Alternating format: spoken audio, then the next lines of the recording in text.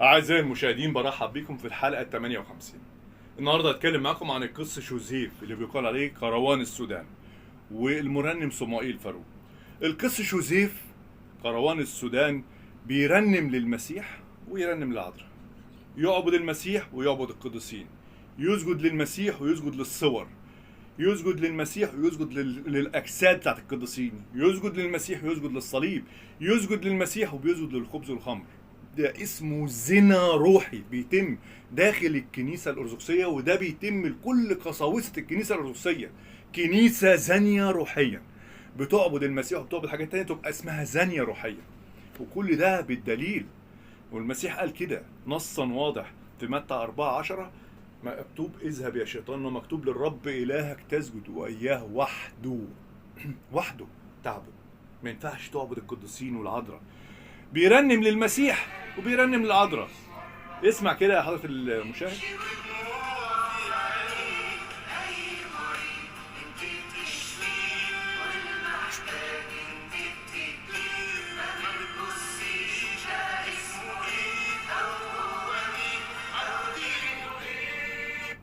ده القس جوزيف كروان بيرنم للعذراء وبيسبح العذراء.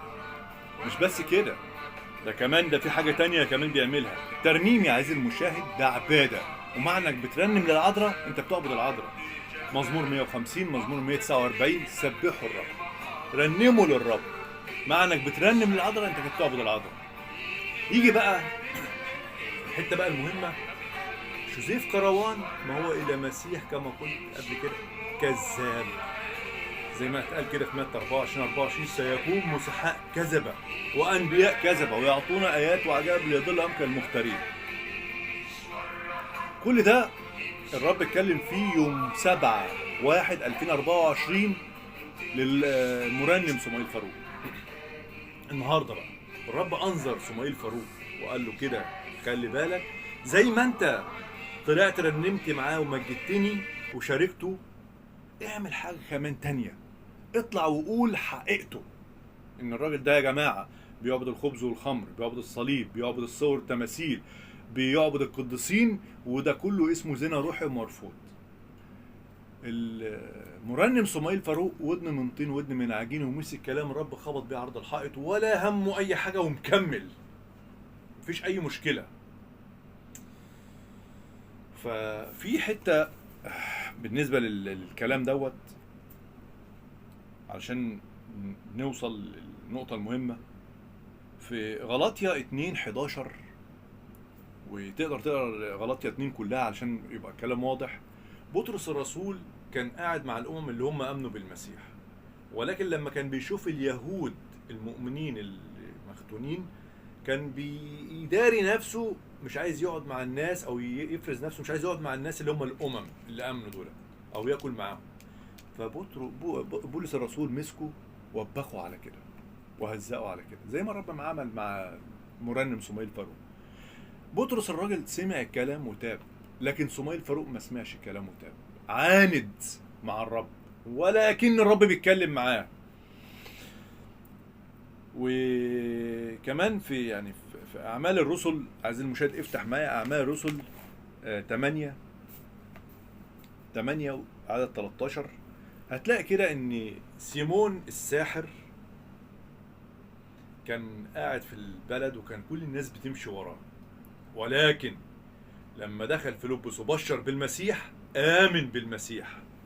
افتح كده عايز المشاهد أعمال الرسل 8 من عدد 13: وسيمون أيضا نفسه آمن ولما اعتمد كان يلازم فيلبس. في غلط الكلام ده؟ لا. يجي بعد كده بطرس والرسل لما عرفوا ان البلد دي دخل فيها الإيمان قالوا الروح، فراحوا هناك وحطوا ايديهم على الناس وامتلوا بالروح القدس. فسيمون بيقول له: انا هديك فضة، اديكوا يا جماعة فضة وادوني الكلام ده. فبطرس رد عليه قال له: إن أراك في مرة المر ورباط الظلم، وإنك هتروح النار. وما سكتش. يا عم ما تسيبه يا عم بطرس، ده آمن واتعمد. زي ما واحد يطلع يقول لك ايه: ما تسيب يا عم جوزيف كروان يرنم للعذراء ويرنم للمسيح. لا، المسيح ما عندوش كده. المسيح عنده الحق، لكن للاسف الشديد صموئيل فاروق كذب في كذب، غش في غش، كل ده علشان انت عايز تعمل ايه؟ عشان ترضي الناس. ان كنت ارضي الناس لم اكن بعد عبدا ليسوع المسيح.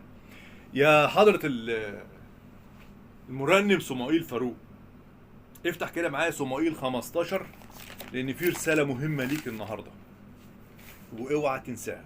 اسمع كده يا صموئيل يا فاروق. فقال صموئيل: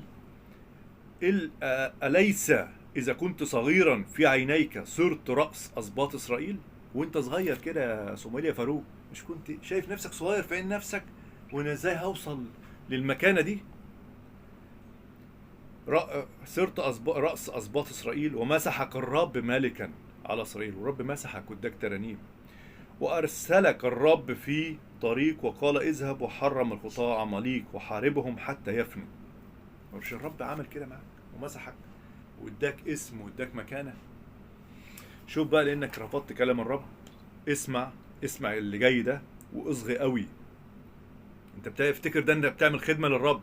اسمع: فأخذ الشعب من الغنيمة غنما وبقرا أوائل الحرام لأجل الذبح للرب إلهك في الجلجال. فقال صموئيل: انت فرحان قوي، قلت اروح اقعد معاه وارنم للرب واجيب ناس كتير للرب. انت ما بتجيبش ناس كتير للرب، انت بتجيب ناس كتير للضلال، للزنا الروحي، لعبادة الأجساد وعبادة الصور والتماثيل وعبادة الإكليروس وعبادة الصليب وعبادة القديسين والملائكة.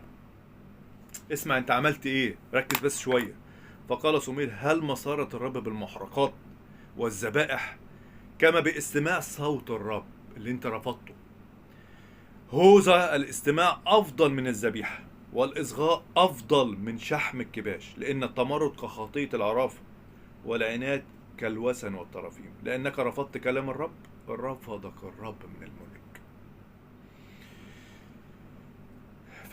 في 28: فقال له صموئيل: ويمزق الرب مملكة إسرائيل عنك اليوم ويعطيها لصاحبك. الرب رفضك يا صموئيل يا فاروق، الرب رفضك من الملك. خليك فاكر التاريخ ده كويس، اكتبه النهارده 15/6/2024. رفضك الرب يا صموئيل يا فاروق، لانك رفضت كلام الرب وعاندت مع كلام الرب. رفضك الرب لانك ما رحتش وعملت وفيديو واتكلمت فيه. انا رنمت مع الراجل ده اللي هو شوزيف المضلل دوت، ولكن ما جيت المسيح، ولكن الراجل ده بيعبد اوثان واصنام وبيزني زنا روحي، وده مرفوض. الراجل ده الناس بتروح تبوس على ايديه تسجد له، وده مرفوض. الكلام ده موجود في اعمال الرسل 10 لما بطرس رفض السجود من كرنيليوس احتراما مش عباده. ولا طلعت قلت ولا كلمت وعاندت الرب. لذلك اعلان النهارده ان القس جوزيف كروان السودان اللي بيقال عليه ده رجل مضلل وفي روح ضلال. مرنم صموئيل فاروق: رفضك الرب يا صموئيل يا فاروق. اكتب التاريخ ده عندك واوعى تنساه. مش بس كده، ومزق المملكة من ايدك. اسمع هقولها لك تاني: هوذا الاستماع أفضل من الذبيحة، والإصغاء أفضل من شحم الكباش، لأن التمرد كخطية العرافة والعناد كالوسن والطرفين. منك رفضت كلام الرب، رفضك الرب، رفضك من الملك.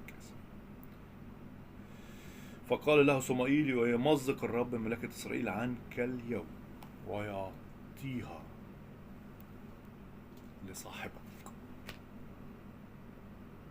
يا عزيزي المشاهد، اللي بيحصل قدامنا ده من صموئيل فاروق المرفوض من الرب، ومن المسيح الكذاب اللي هو جوزيف كروان المضلل دوت، نصيحة ليك: فوق وركز.